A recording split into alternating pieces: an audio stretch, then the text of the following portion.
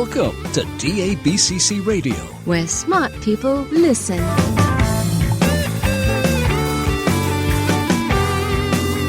Virtualization and Cloud Talk, Featuring cutting-edge solutions from the hottest companies around the globe. broadcasting from the DABCC offices in sunny Sarasota, Florida. Surrounded by computers, books, and Legos. A Microsoft MVP, Citrix Charter CTP, VMware vExpert. And your host, Douglas Brown.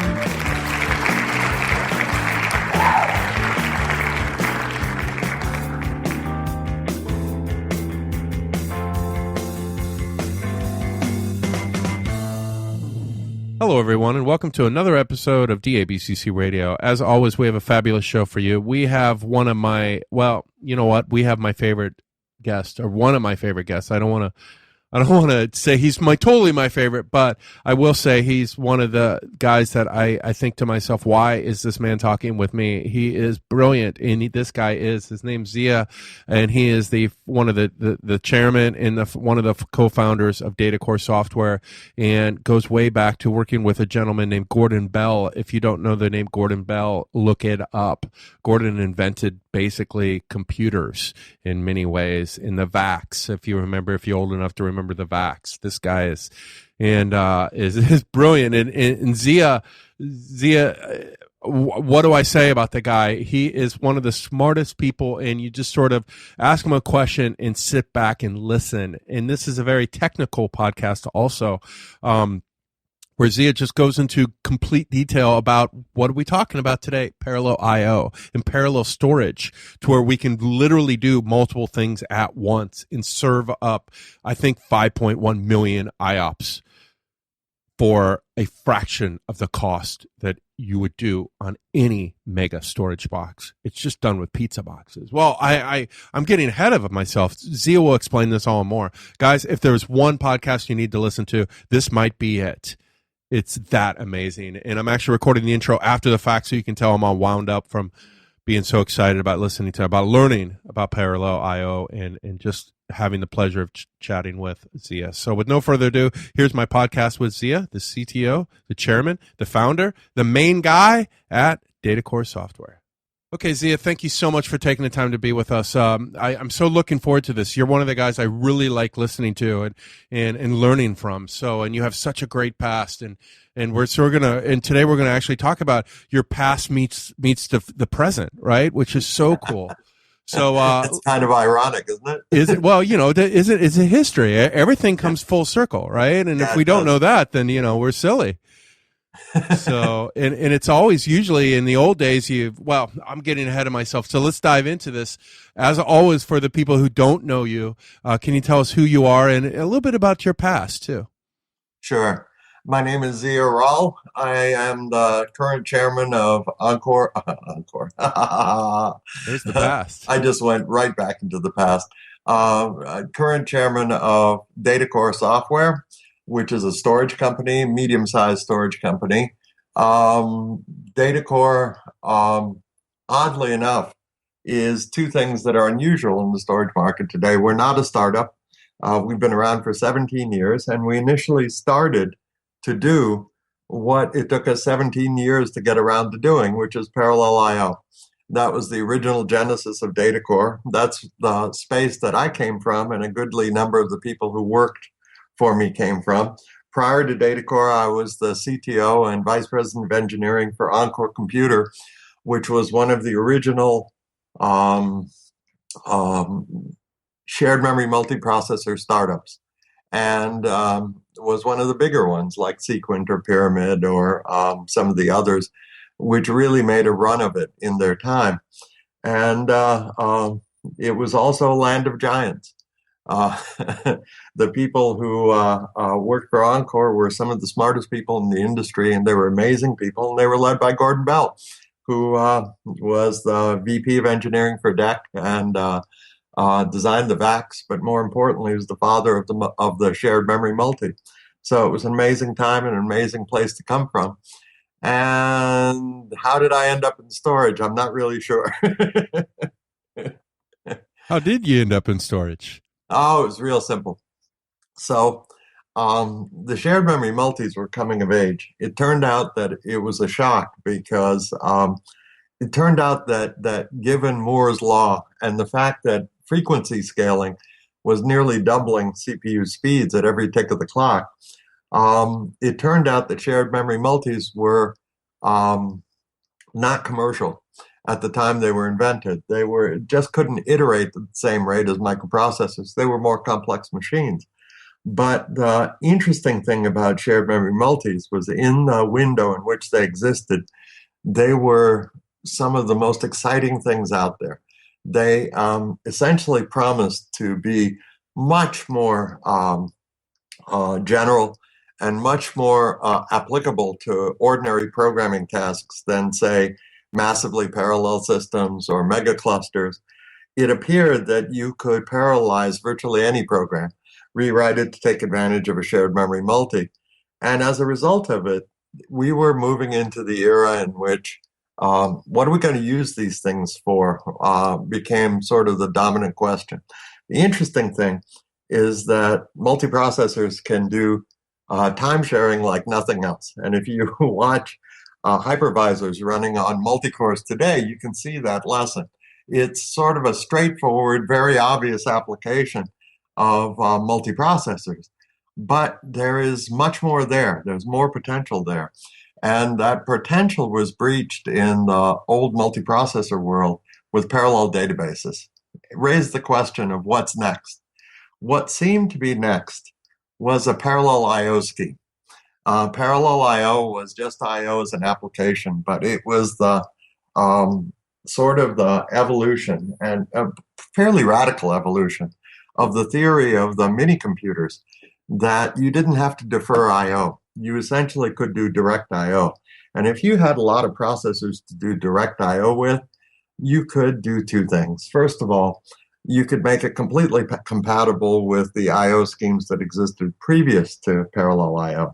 But second, more importantly, you could use a whole fistful of much faster and much more capable general purpose processors to do what was otherwise the work of specialized, relatively expensive, relatively strange back-end controllers and specialized computers, which you had to defer the work to. There's a historical reason why that whole sort of infrastructure developed. In the old days, I mean, the CPU was the weakest portion of the computer. And in the mainframe world, the whole idea was defer, defer, defer. Move everything to the back end, offload it, let it happen in the back end.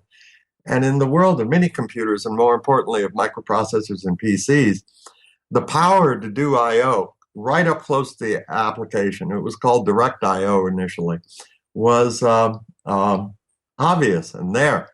And it had to be taken advantage of. And the way to take advantage of it was a lot of general purpose processors, not a lot of strange, expensive backend, and the ability to use them in common, which meant a parallel program that allowed you to run I/O in parallel. That was the idea. Sorry for that long-winded answer. No. This is why I like it. This is just wind you up and let you go and just sit back and learn, and this is great. Yeah. I love it. I've been so excited about this podcast for a while now. So I love it. Please don't make them short answers. Okay. So DataCore. So you almost really told us why you founded DataCore right there, but is there anything to add around that? Well, the theory of DataCore was that we could see compatibility coming. And we expected after a short hiatus that reasonably low-cost standard multiprocessors would be commercially available. And we had a theory. Basically, the theory was that I/O could be written not as a hardware system, but as a software system alone, compatible with other programs. And that it would naturally live in a world of these shared memory, low-cost machines, these simple SMPs.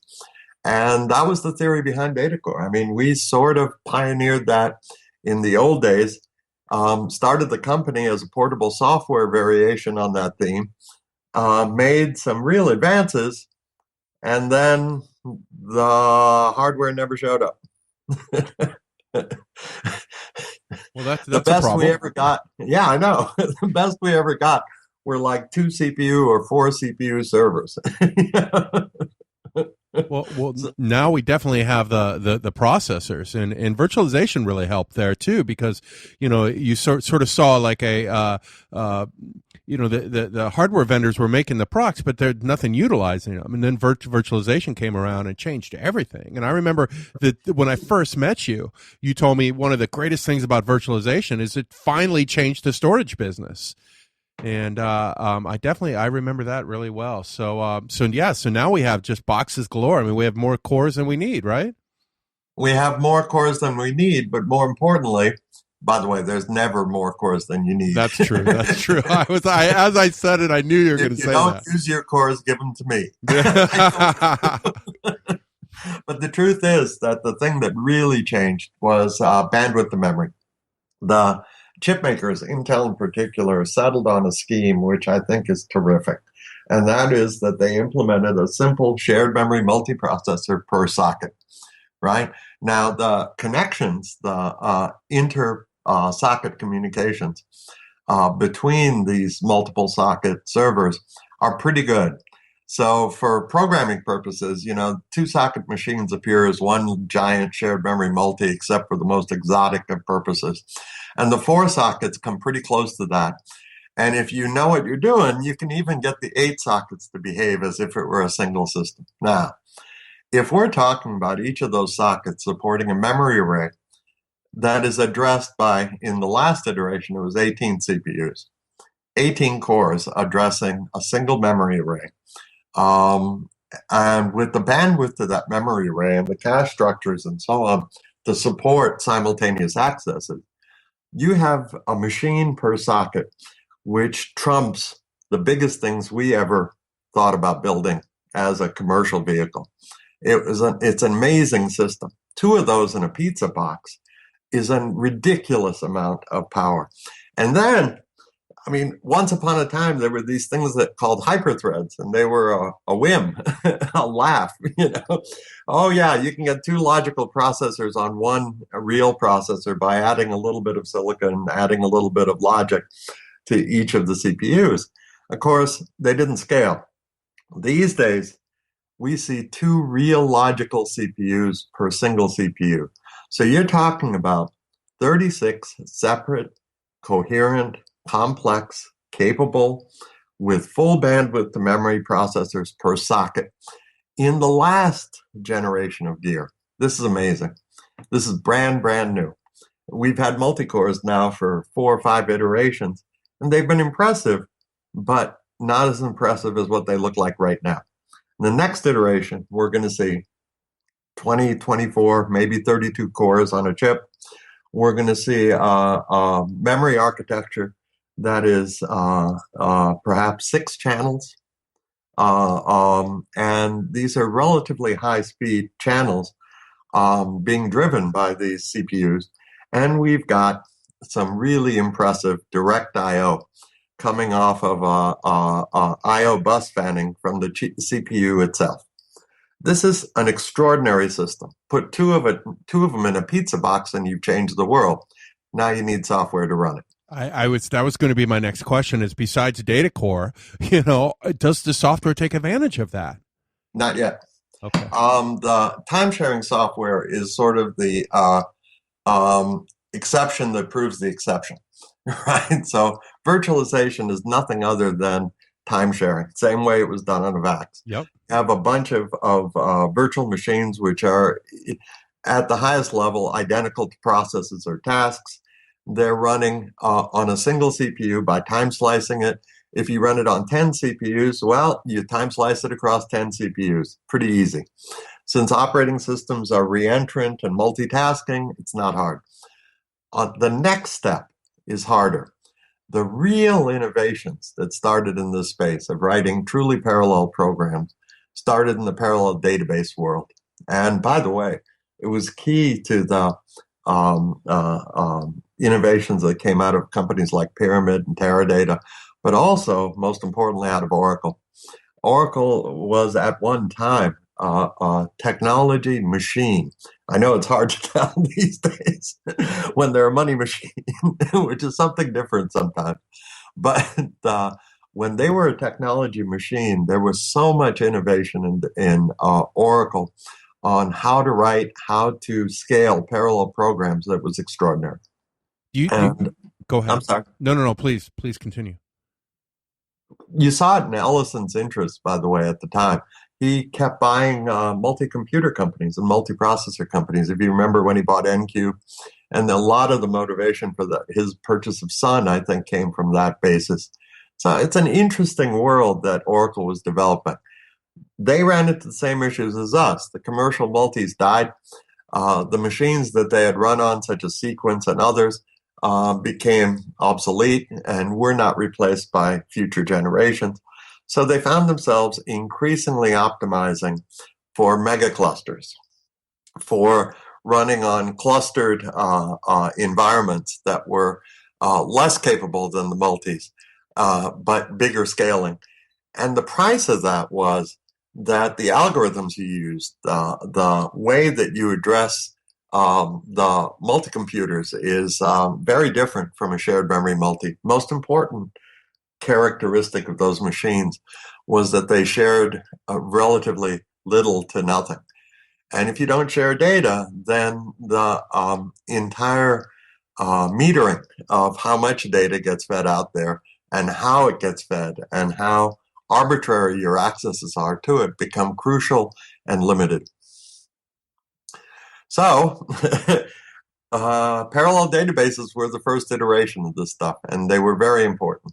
Parallel I/O was probably the second most important category in here, and that is mainly because parallel I/O enables almost everything else.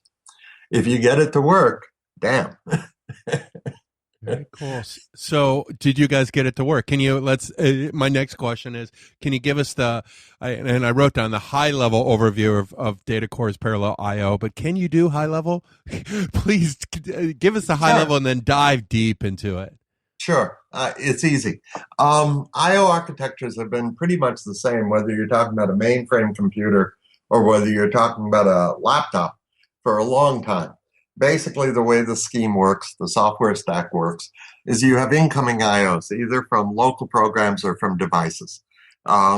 Those I/Os are being queued because the assumption is that the computer itself can only handle a relatively small number of I/Os at any given time. CPU is called upon to do other jobs, and it's relatively weak. Historically, it was very weak. This is the days when the IBM mainframe represented a 1 MIP processor with 500 people sitting on terminals on it. So the idea of the processor doing I/O was just inconceivable. It didn't meet the requirements. So what happens is you queue, typically queue to memory. And that queuing scheme was over time enhanced to represent not just a speed matching buffer and place to defer I/Os till they could get to the back end. Over time, that queuing system became the basis of block caches, and those block caches became the heart of the software stack as we understand I/O today. Okay, front end of it is queuing of I/Os as they come in from programs or devices. Middle part of that is the cache itself with those queues, sometimes ordered, sometimes processed, to optimize for various things. And the back end of that is to drive that to physical devices. The way that the back end characteristics of these machines were enhanced was take advantage of what we used to call device parallelism. That is, you'd hang a whole bunch of devices out there, initially disks, later SSDs in the present day. And the fact that you had a ton of devices out there meant that you could address the back-end requirements broadly, typically through a bunch of controllers.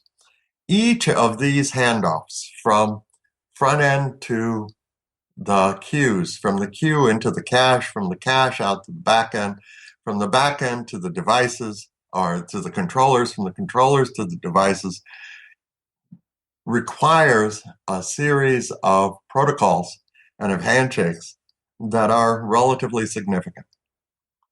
whole theory of the original SMPs, and I think Gordon Bell said it the cleanest, right? He said, why am I bothering with all these little CPUs that are odd, these strange computers and odd controllers? And when I've got a handful of CPUs that are fully capable, general purpose, why don't I just deal with the IOs as they come?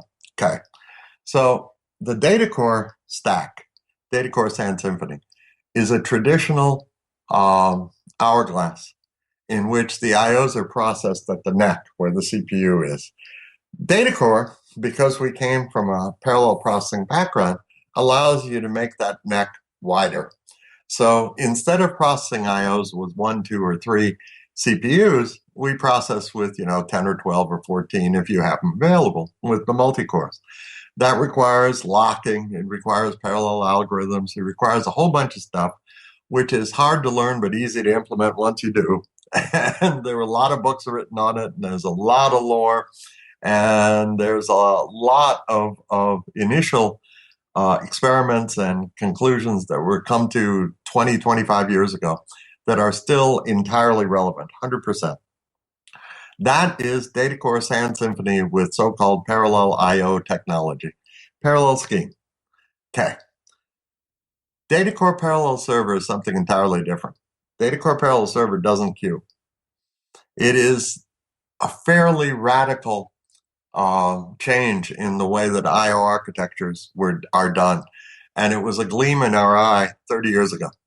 It was the idea that you had so many CPUs available that instead of queuing up IOs to wait for them, you could essentially pounce on anything that came through the door and give it a CPU and satisfy it immediately. This is the direct IO nirvana. And for the first time, we have hardware that supports that nirvana. And you have to change the software to deal with it. In comparison to Sand Symphony, DataCore Parallel Server is probably 2 or 3 times as fast, which is pretty insane for just software. But the more important element to DataCore Parallel Server is that DataCore Parallel Server scales. And I think it will scale. We'll find out, right? I think it'll scale with the next iteration of CPUs. I think what currently scales to 72 CPUs will scale to 200. And, there's always needs to find timing issues and so on that may intrude on these great scaling hopes.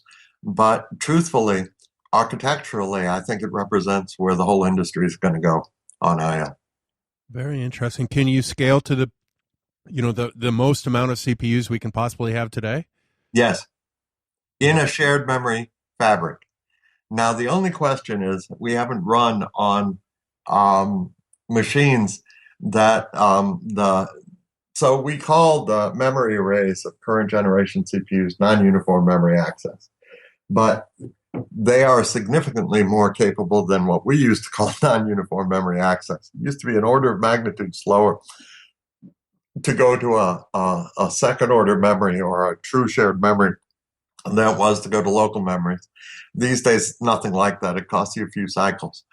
Those few cycles start to grow in the 4-way and in the 8-way machines that are around now. And I suspect that if the 16-way machines, 16-socket machines start to show up, those will grow there as well. So I'm less certain about scaling what we're doing currently as the memory hierarchies start to become quite broad. But on the narrow hierarchies that are represented by today's quad socket machines, yes, we will scale. No question. That says today, you're talking about scaling to, 150 logical CPUs. Yeah, nice. And when if you apply, regular mega cluster techniques to drive 2 or 4 of these guys, you're suddenly talking about hundreds of CPUs. And that is a wonderful place to be. Yeah, I know that the analytics guys have been doing thousands of CPUs for a long time, but they build them the way the supercomputers are built at Fermi. It's thousands of discrete machines hooked up over Ethernet. And the latencies between those machines are such that they are largely asynchronous. They require algorithms and programs and problems that don't require a whole lot of I/O access, don't require a lot of I/O interaction with shared resources. And this, on the other hand, is a whole new world, brave new world. That's amazing. Yes, it is. Yes, it is. So you guys have recently broke the world record for performance results. Ridiculous, isn't it? I'm sorry? Ridiculous. It is ridiculous. Can you talk a bit about this? What is this? I never knew there's a world record for it. Oh, sure. And well, I'll just throw that at you and let you answer it. Okay, so there's two big benchmarks that have always had legitimacy in the sense that every major vendor has to run them, and and they've been around for 10, 15, 20 years.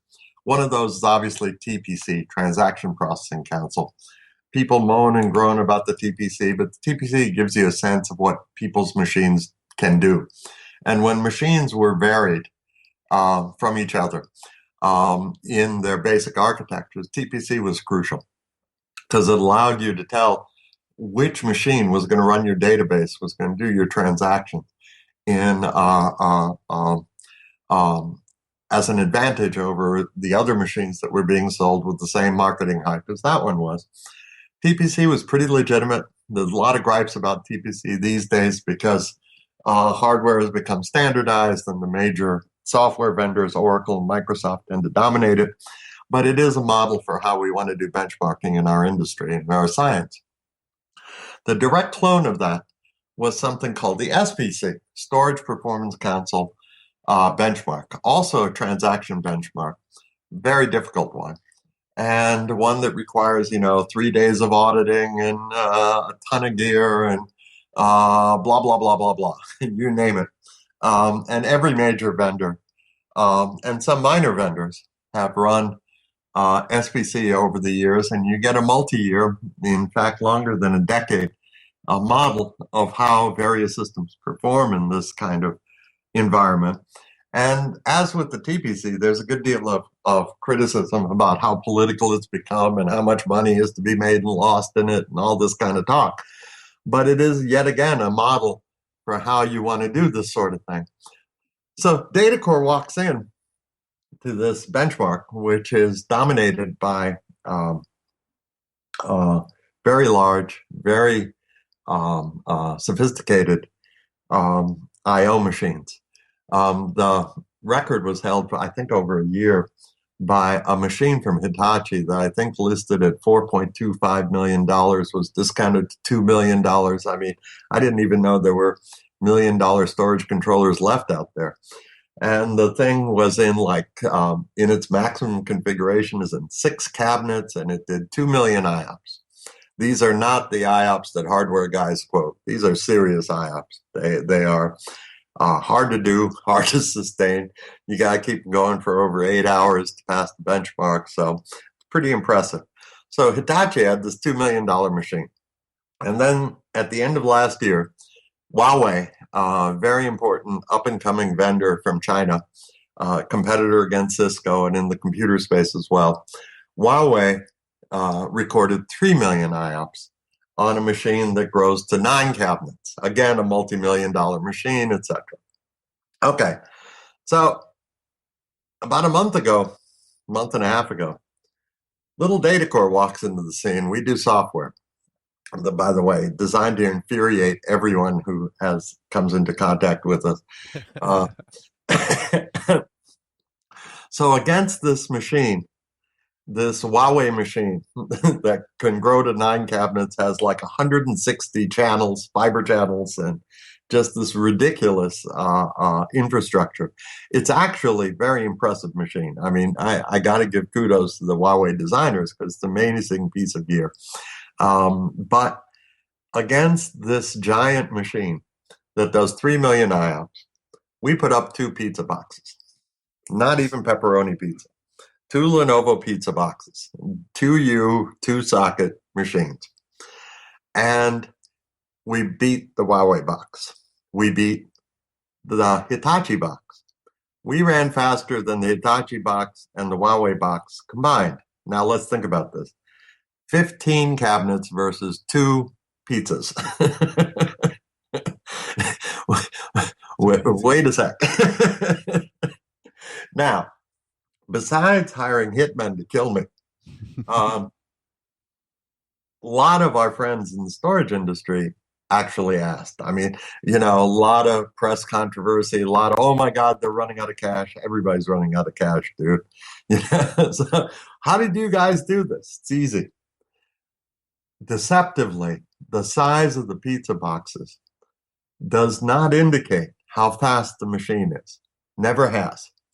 Inside the 2 pizza boxes were 72 cores per pizza box. 72 current generation logical cores per pizza box. And by the way, logical cores give us nearly 2 to 1. They scale nearly twice as fast as the physical cores underlying them. So at least for this application. So we're driving 144 processors. This is ridiculous. You cannot fight 144 processors if the people who are driving them, which in this case was us, know how to program them. Well, guess what? We may be the last guys who programmed these types of machines that are still around. I just don't mean me. I mean my whole crew. I had to decapitate my engineering department and take my engineering leadership, who are all old farts, but remembered how to program parallel machines, and put them into the line to write this thing. It's pretty amazing. And threw myself in there to boot. And between us, we remembered just enough from the old days to be able to get this thing to fly. It's pretty astonishing. Anyway, give you a goal. In comparison to the hardware guys, our goals were to run 10 times the throughput at 1/10 the latency at 1/10 the price. Nice. That's parallel processing. And I wish I'd invented it. I didn't. We're sort of the town crier announcing that it's back. Intel brought it back. Nice. Very, very nice. Yeah. So, how do those... I wanted to ask you how it compares to all flash, but I mean, come on, you answered that. It's night and day, but you guys can use flash drives. So does that just make it fast? I just described all flash systems. Okay. Those systems that I described are the top of the line gigantic flash systems. Perfect. Truth is, yes, we do use flash. We used flash in the benchmark and some disks, which were designed to infuriate people. And how many IOPS are you getting out of that? What were the actual results? Do you remember? 5.1 million. 5.1 million. Wow. And what does that cost? I mean, what was the cost of those 2 pizza boxes when it was all said and done to get 5 point? I think it was about $140,000 worth of hardware, mostly DRAM. I think it was a similar amount of it was about 1/3, 1/3, 1/3. I think it was a similar amount of software, which was mostly us, because we charge a lot for parallel server, more than San Symphony, because it's fast, right? Yeah, it's worth it. And it was 1/3 fiber channel infrastructure, switches. Very cool, very cool. And what would the equivalent cost? You couldn't touch it because you're the fastest around. But let's say a big giant EMC box, an IOP, and the number previous to that point had been hovering around $1 for the high end gear. Interesting. Wow. Yeah, so 10 times. Yeah, wow, that is phenomenal. And this product is out today, right? DataCore Parallel Server is about to go into general release at the end of August. Okay. It's in pre-release right now. And you guys have customers using it, obviously. Can you talk a bit about their experience with it, the benefits? The benefits are obvious, but their experience with it. It's early with Parallel Server. With San Symphony PSP5, yes. The few customers that have already used it are astonished. We're getting reports of 10 times, 40 times, 30 times. I think Georgie, my CEO, George Texera, you've gotten me very informal. Yeah, that's good. That's what I want. Will release a whole bunch of customer profiles over the coming 2 months, 3 months, and you'll get to see them. Frankly, we've got a lot of customers who are used to us being fast, and we get a lot of this kind of response. You guys are fast, so I already know you're fast. You ain't seen this yet, buddy. Awesome, that's awesome. So, if you're an existing customer, what does it take to migrate over? Is it a? Well, SP5 is free. Oh. The Sand Symphony upgrade to Parallel is free. It came in 2 tranches. We let out 4 already, and 5 sort of enables all the driving controls and so on for it. So it's pretty cool, and it's a standard upgrade. And DataCore Parallel Server is not a standard upgrade, but you can trade in for it by whatever you've paid for Sand Symphony up to that point. Very cool. Very, very. So you pay the difference. And what if you were an existing storage? Well, you just migrate your storage. It's simple as that.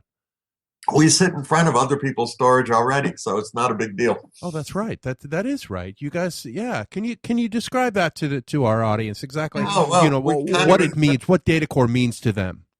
We kind of invented virtualization. So what it meant was that we sat in front of other people's storage and allowed it to have a common interface to, HP and Hitachi and Fujitsu and IBM and EMC storage all look the same behind us. So some of the features of those storage boxes we used and a lot of people use. Others, they used our box, our PC to arrive at that. In the early days, we were the source of great hatred from people like EMC who claimed there was no way that a little server was going to keep up with their Titanic machine. And of course, that was the first time we got into the benchmarking business. That's nice. That's nice. You have a lot of enemies and a lot of friends, don't you? Well, it's interesting. I think we have a lot of friends. Our industry is an interesting industry, computer industry. And in the end, everybody's kind of friends. But the thing that screwed up our industry is there's so much money in it now. I mean, I hate to sound like an idiot because I'm the chairman of a company, right? So I'm responsible for the commercial side, at least in part. But it became so rich in cash. World's biggest industry, directly and indirectly, that it perverted a lot of the science which was key to our industry. And the interesting thing is our industry will not survive without science. It's the only industry that I know of that, at least up until a few iterations ago, was doubling every 2 years. Moore's law, right? Yep. You got frequency scaling, you got twice the number of transistors. Now, a lot of things got in the way of that, heat and other things, but they kept replicating the transistors, and now the parallel machines promise to get back on that cycle. How do you do that without science, with some stupid marketing slogans and some dumbass stuff to preserve your market share or whatever the hell is going on here? You have to reconcile the commercial requirements of the system with truth. I know that's really old-fashioned, but I got to tell you, it is impossible for our industry to survive without that. Yeah. I actually wrote down earlier as to make a statement about Moore's law, but then you gave me like 6 other things to ask you. But I'm intrigued by Moore's law because it's one of those things that have never been proven false. It continues along, and it's continuing to, especially in today's world with the price of storage going down. I/O like you're talking about, the price of sensors. Internet of Things. All these things are a direct result of Moore's law. Well, everything's a direct result of Moore's law, right? Yeah. It's just truly a phenomenal thing, really. Well, there's a place where Moore's law as such can't operate, right? When you get down to the quantum level, it can't operate anymore. The speed of light, right? Yeah, bingo. I was talking to someone in the bottleneck was the speed of light. It's like, okay, how do we overcome that, right? Well, I'm going to throw it at you. How do you overcome the speed of light? Parallel I/O. I want to approach it first. I want that as a practical question for me. Get me real close to the speed of light, and then we can do a strokey beard meeting. Well, I look forward to that podcast. That's for sure. Right. But in the meantime, the issues are way before Moore's law comes up, way before molecular and atomic structures become a problem. We ran into heat and power. And as a result of that, what various people thought about as the expression of Moore's law, which is everything doubles every sort of 2 ticks of the clock, that went away. And there's all kinds of people that attempted to re-engineer the commerce of our business as if it were a mature industry, talking about it's similar to the car industry and beginning to think about selling tail fins and white wall tires and chrome striping. Frankly, we ain't there yet. Computer industry's got a lot more muscle to go. And the interesting expression of it in the present day, the continuation of Moore's law in mainstream computing, is parallelism. We are building parallel machines. You can call it multi-core all day long. You can not emphasize it. You can talk about something else. You can talk about lots of virtual machines, but none of that wipes out the fact that we are dealing with an explosion of shared memory multis, and they will keep pace with the pace of single processors for the foreseeable future. That is, it will be virtually impossible if the speed doubles. Again, that they don't carry the multi-cores with it. So we have an interesting world that we've just entered upon, where our industry seems to have lost part of its identity, but its future depends on getting it back. So, I would seriously suggest to anybody who's entering our industry now to go back 20 years and read a whole bunch of classical works that were written at the time that the shared memory multis were first being considered. They're an amazing group of machines with amazing capabilities. See, that's a question I like to ask people like you is, what's your favorite books, or what can we read, or what do you recommend us? How could we study to learn better, right? So you just mentioned it. I'm going to throw it at you. What do you recommend, guys, geeks that want to really, broaden their, get into what you're doing, not directly, because that's probably, but, to learn from, what do you recommend us? Start with Sawarek Bell, the most basic book there is, the Green Book on Computer Architectures. Right? Start right there. And what's it called again? Dan Sawarek and Gordon Bell. Okay. Right? And I've forgotten what it's called. I think it's called Computer Architectures. Right? And it used to be the Bible of our architecture classes. And it's simply written, very concise, very straightforward, encyclopedic, and basically all the concepts you need to move forward into the modern world are right there.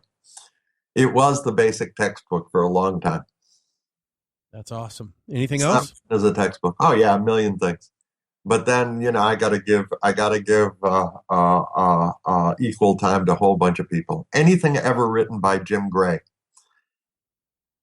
Jim Gray was a demigod at Digital Electronics, who Tandem previous to that. Went on to become a research fellow at Microsoft, and sadly was lost at sea while he was sailing his boat in the Pacific. But a brilliant, brilliant man. Very cool. These are the fathers of the sort of the next generation, the big computer built out of little microprocessors theory of the universe, which is finally getting its day. That's awesome. That's awesome. Yeah, I know. I should be retired, guys like me, and those guys are retired, or gone. But it's so exciting that I'm still kicking around, and a few others are too. Well, don't quit. Don't quit anytime soon. We need guys like you. So I wasn't joking. You're one of my favorite people to chat with, because it's always, one, your laugh is infectious. And two, I laugh along with you, in the sense of it's like a giggle of excitement related to cool technology. And that's my favorite giggle.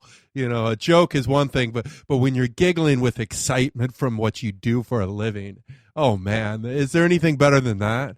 That's not a work. You have retired, and you just, you do what you do because you love it, right?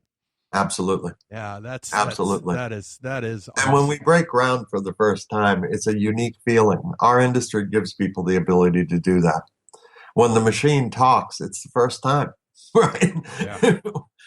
When the machine talks back, that's the first time too. Yeah, yeah. Yeah, it's a special time nowadays too, with like I mentioned, Internet of Things and Yep. AI finally coming around, to where it's actually and that's has to do a lot with the speeds of things and the big data, and it's a phenomenal time. It's sort of scary too, to be honest with you. I was chatting with a friend of mine a few days ago, and we're both thinking, hey, you watch these kids, all they do is stare into their phones. Gosh, look at people, talk, learn. Stop staring at your phone and Snapchat. But from the tool side of it, it's a beautiful, beautiful thing. That's just I agree. we got lucky. We got lucky. We found computers, and I don't know what I'd do without them. I'll tell you that much. And computers are still driven by performance, clock speed, speed to memory, speed of I/O. The basic motive force of computers remains the same. That's why Moore's law is so important to Yeah. close the circle. Yeah, you got it. I wanted to ask you about the future in many ways. That's always my last question is, what can we expect from you guys in the future? And you've been talking about the future, the entire podcast, but I'll throw that at you. What can we expect in the future? And if you can, maybe pontificate beyond just DataCore, in general, what you see going on in our wonderful world.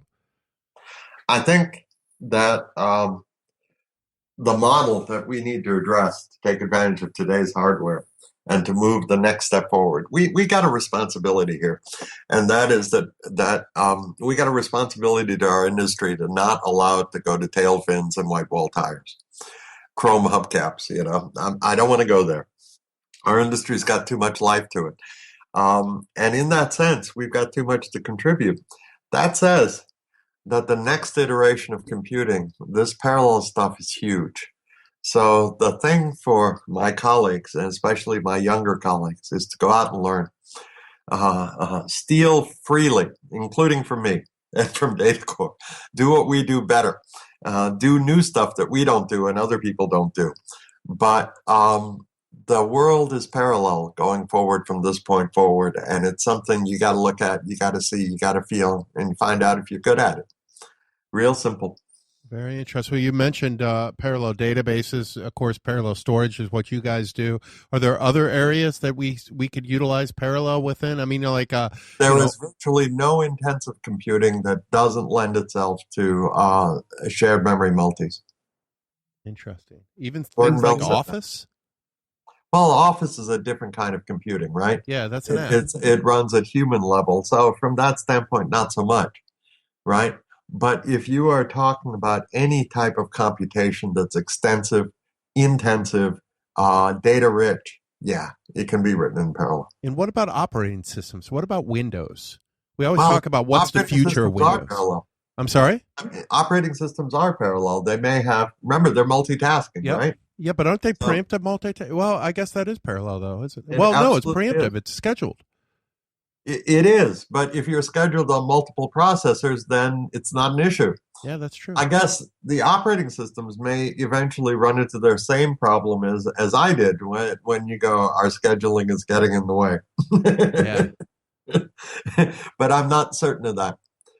There was a lot of work done on OSs about 25 years ago, and frankly, OSs are the easiest to modify, the easiest to parallelize.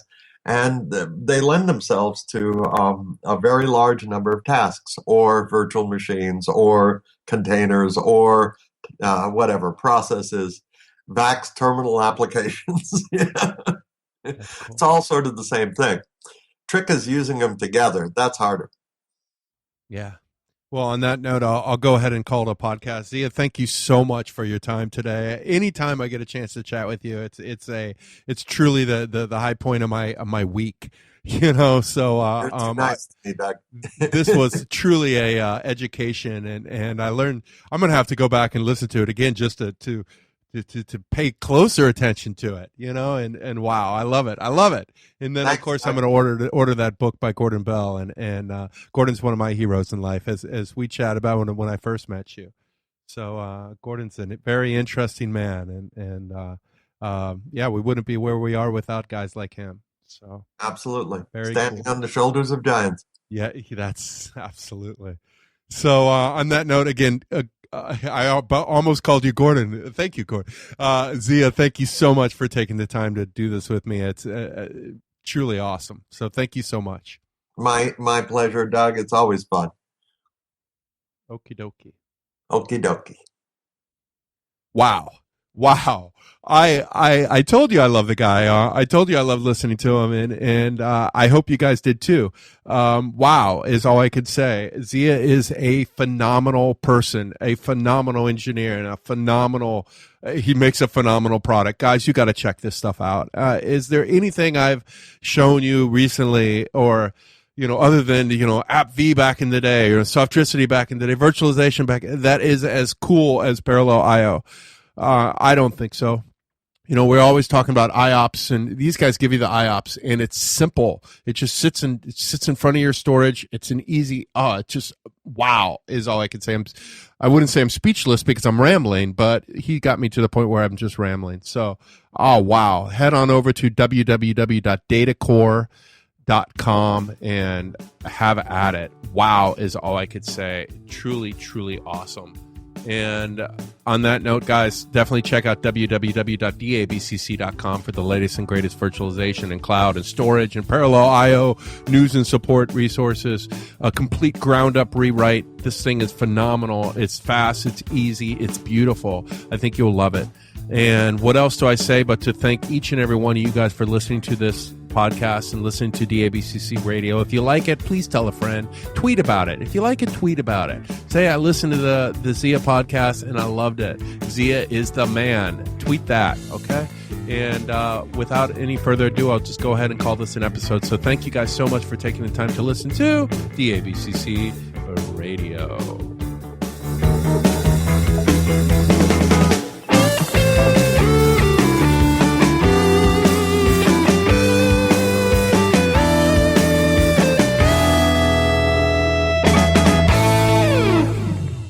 Can you say DABCC? DABC. Say it again. DABCC. DABC. Can you say it again? DABCC. DABC. How about DABCC? DABC. DABCC. DABCC. DABCC. DABCC.